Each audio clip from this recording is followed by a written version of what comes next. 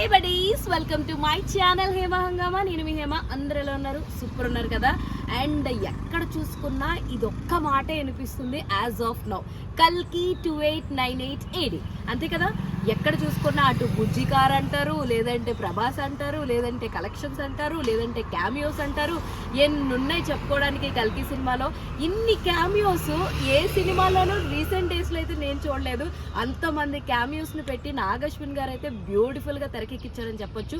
మరి ఫస్ట్ డేనే కలెక్షన్ చూసుకుంటే 191.5 crores అయితే కలెక్ట్ చేసుకుంది. అండ్ ఇప్పుడు 2 days కంప్లీట్ అయ్యాక ఆల్మోస్ట్ 450 crores అయితే వచ్చేసింది.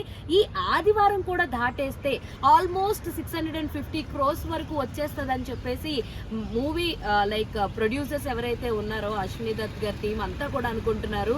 సో ఏది ఏమైనప్పటికీ కూడా కల్కి అయితే సునామీ సృష్టిస్తుంది, అది కూడా కలెక్షన్ల సునామీ అని చెప్పొచ్చు. చాలా మంది ఇందులో ప్రభాస్ గారి పర్ఫార్మెన్స్ చూసి అయితే మామూలుగా ఫిదా అవ్వలేదు.